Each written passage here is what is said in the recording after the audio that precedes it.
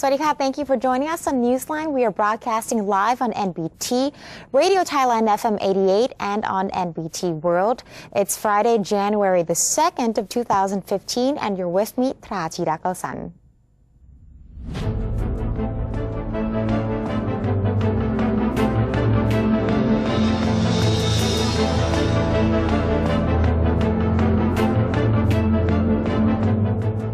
Welcome to today's segment of Thailand Moves Forward. In our first story, Prime Minister General Prayut Chan-o-cha has led his cabinet members to the Grand Palace to offer New Year wishes to their Majesties the King and Queen.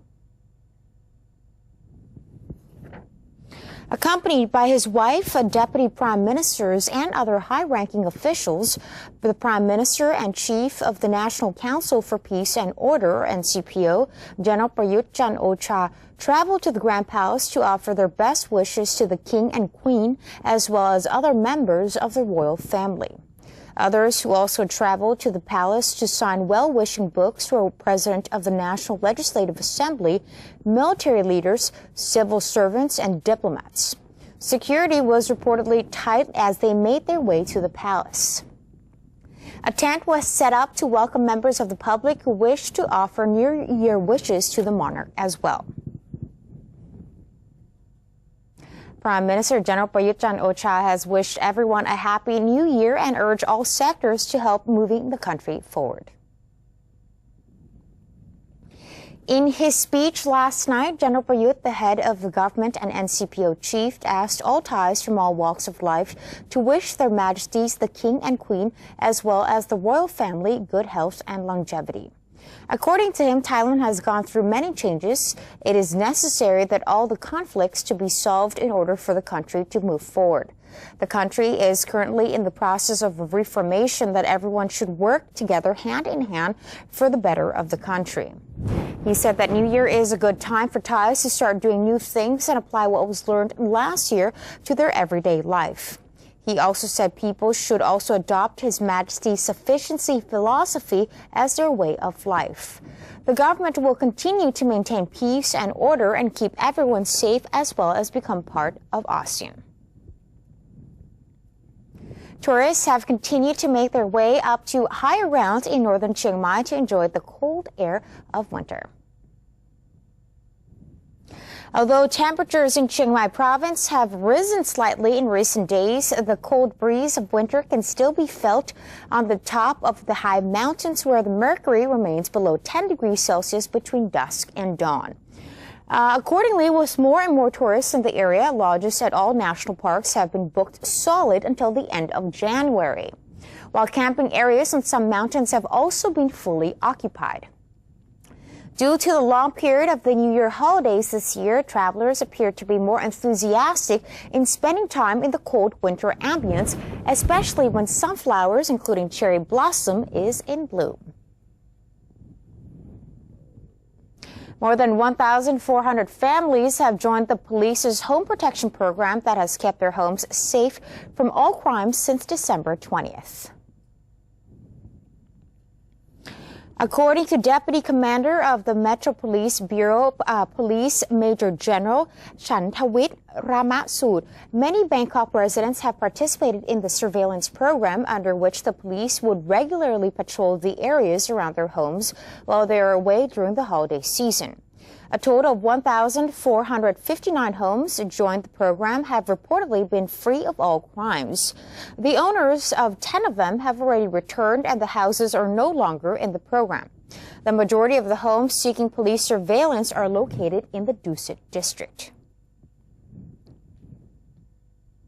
Security in the southern province of Yala has been tightened to guarantee the safety of residents and travelers during the New Year festival. Border Patrol Police have been ordered to conduct a thorough check on vehicles traveling on key roads linking Yala with other districts in a bid to prevent any possible attacks from insurgents. Those passing through the roadblocks are required to show their identification cards and are subjected to search for arms and explosive devices. Authorities are acting under the government's instruction so as to return happiness to Thais by guaranteeing peaceful and joyful year-end celebration for all residents in the southernmost part of Thailand.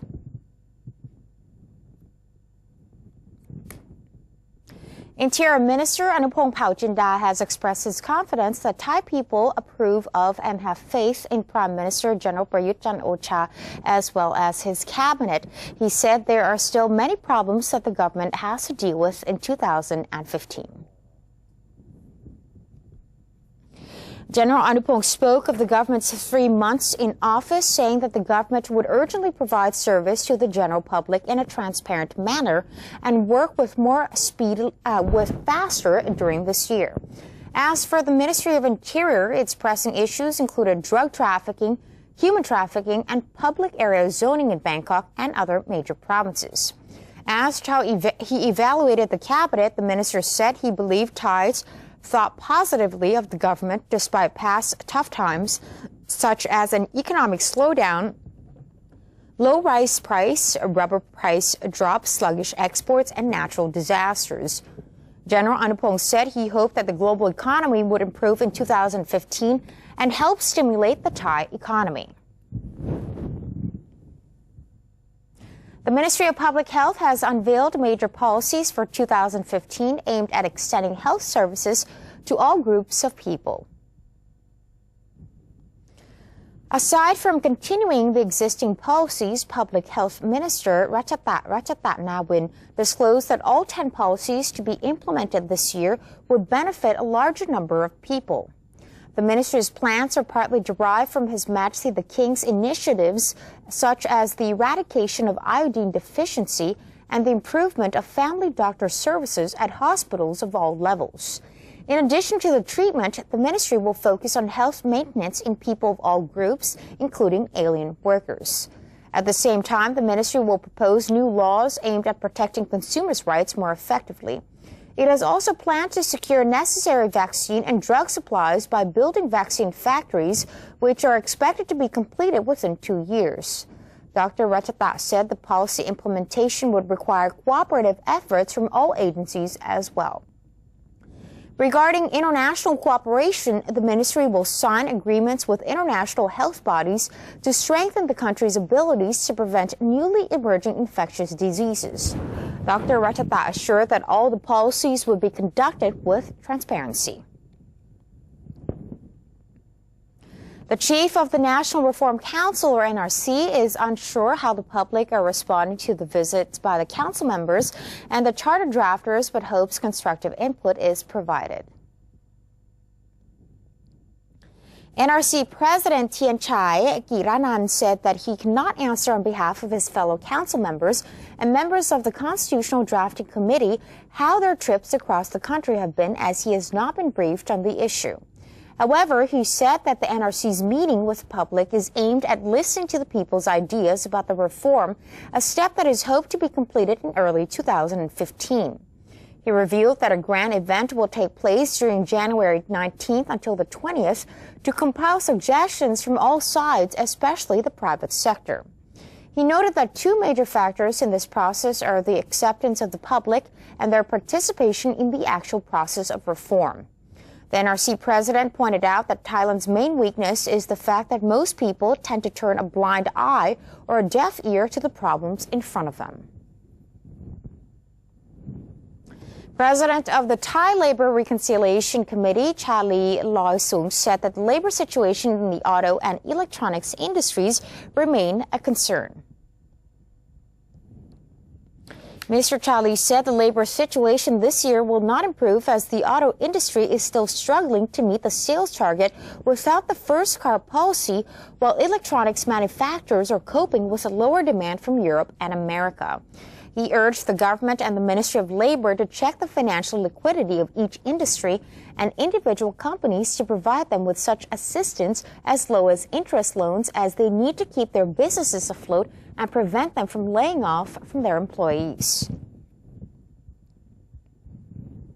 Thailand Development Research Institute, or TDRI, believes that the Thai economy will improve this year as the government has several stimulus measures in place.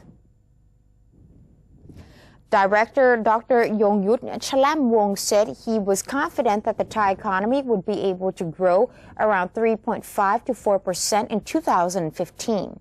He cited the government's investment projects and better political climate as the reasons for his projection.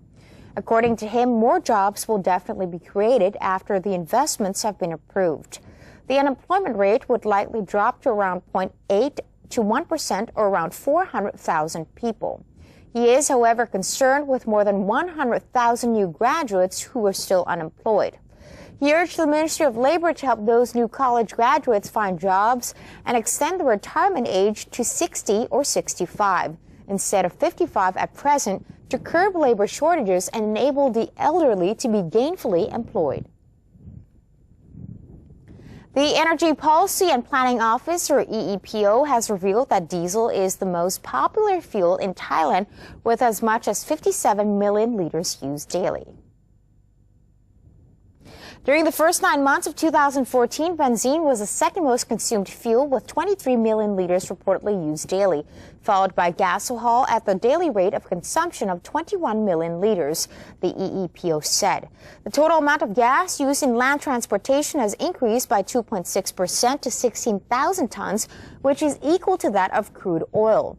As for the electricity, as much as 136,000 gigawatts were used hourly during the same period. As we celebrate the new year, Thailand has made some significant achievements in the world of sports. Let's have a look at those activities throughout 2014. For more on this, Kun Lisnari Wichit Sorat has the details. As we celebrate the new year, let's have a look at what has happened in the world of sports throughout 2014. Thailand participated in the 2014 Asian Games, which was held in Incheon, South Korea from 19 September to 4 October 2014. Thailand finished 6th, winning a total of 47 medals, 12 gold, 7 silver, and 28 bronze.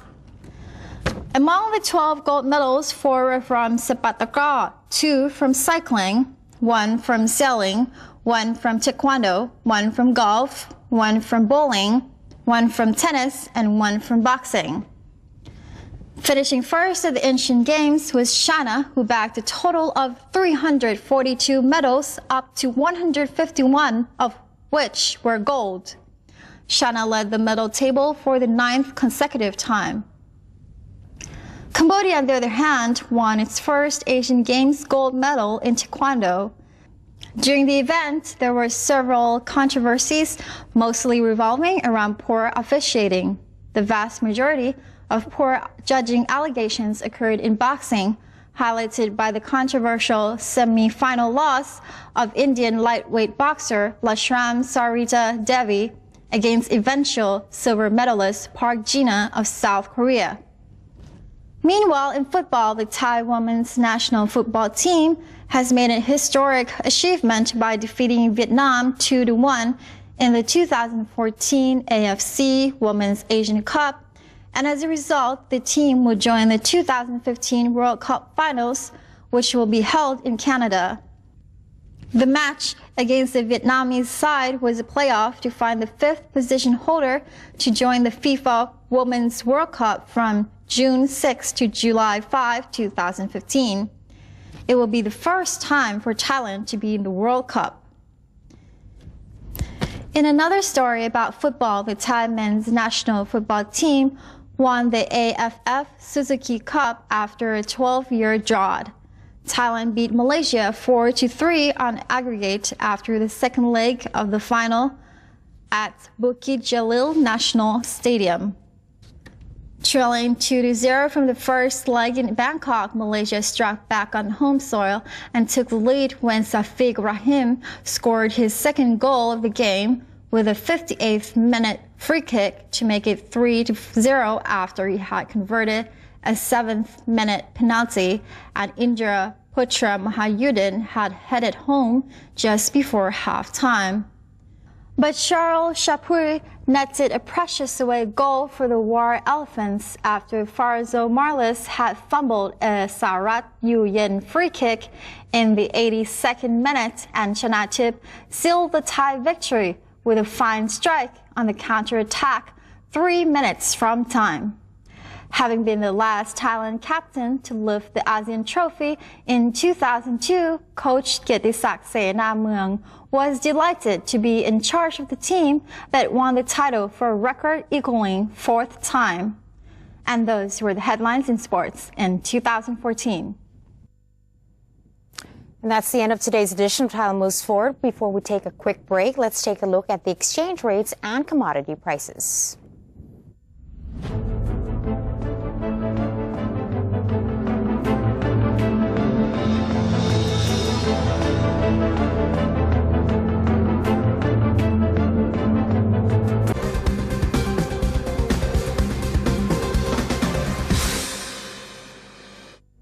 To maintain a strong nation, Thailand is promoting 12 core values for the good of the people. The fourth core value: seeking direct and indirect knowledge and education.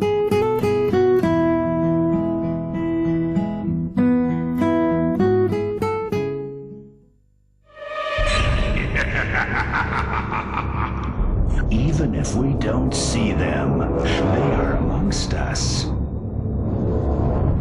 And they're hungry.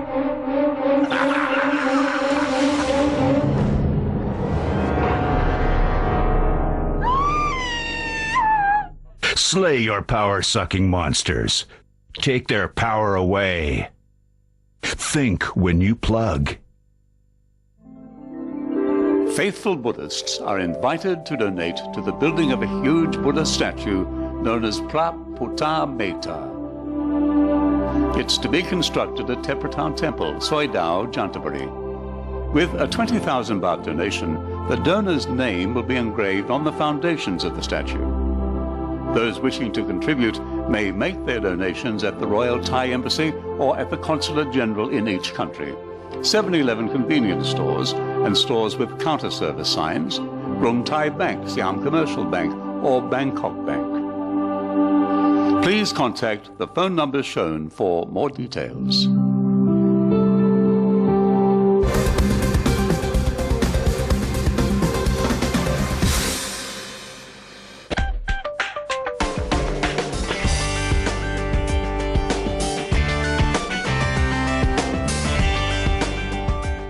Welcome back. You're watching Newsline. Taking a look now at the ASEAN and Beyond segment. Chinese State Councilor Yang Jiechi, along with Cambodia's Foreign Minister Ho Nam Hong, signed 8 documents in a bid to boost bilateral ties between Cambodia and China during an intergovernmental cooperation committee between the two countries.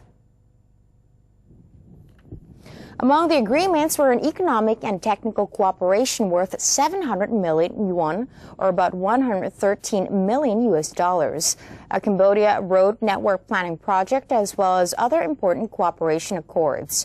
Following a signing ceremony, Chinese Yang Jiechi and Cambodian Ho Nam Hong held a news conference in the capital Phnom Penh. Nam Hong praised China for its cooperation with this country, while Yang said Cambodia, as a member of the Association of Southeast Asian Nations, or ASEAN, played a key role in maintaining regional security.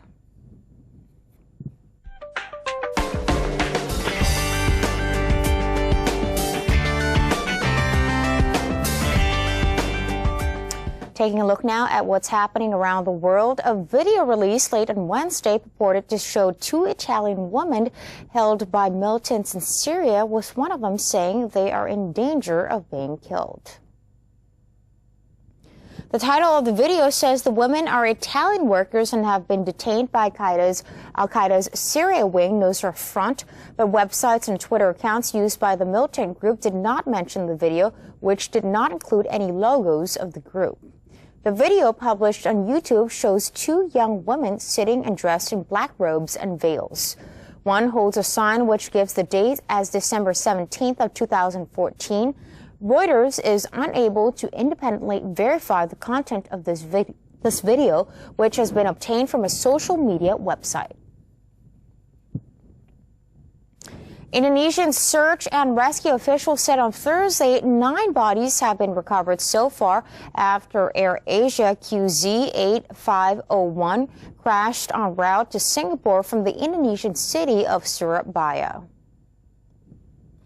The head of Indonesia's National Search and Rescue Agency said the plane itself, which crashed into the sea on Sunday, December 28th, had yet to be located. The Airbus A320-200 crashed with 162 people on board. 6 bodies were brought in numbered coffins to Surabaya, where relatives have gathered for identification. AirAsia Indonesia CEO Suno Widiatmoko has been weeping when authorities handed over the body of the first victim, Yati Lafit Hamid, to family members at Surabaya Hospital. In other news, snow fell in the Arizona desert town of Oracle, Arizona, on to usher in the year with a rare accumulation of nearly 5 inches of snow. The poor travel conditions led to several road closures on Wednesday, including a travel on the Route 93, a major route linking Phoenix and Las Vegas. Local residents took the opportunity to throw snowballs and build snowmen in the unusual desert snowstorm. By Thursday, the snow has stopped falling, but an Arctic air mass left behind cold temperatures that were forecast to lead to hard freeze warnings in the Tuscan Valley region. Key West, Florida went to the dogs as K9 Walk helped say goodbye to the old year and ushered in the new year. About 175 short-legged dogs and their owners took part in the 10th annual Key West Walk on the New Year's Eve. The participants strolled through the island's historic district. Many of the participants strutted along the route in fancy costumes and accessories, including a dog in a sombrero and a dog dressed as a hot dog with a bun, as well as a dog posing as a horse with a miniature jockey on his back. And that's it for today's edition of Newsline. For any comments or suggestions, please feel free to email them to us at newsline.mbt@gmail.com. You can also follow us on Facebook. Just simply type in NMT or check out our website at thainews.prd.go.th/newsing. We're going to say goodbye with footage of the New Year celebration at New York's Times Square. I'm Tra Chiragasan. Have a wonderful day. สวัสดีค่ะ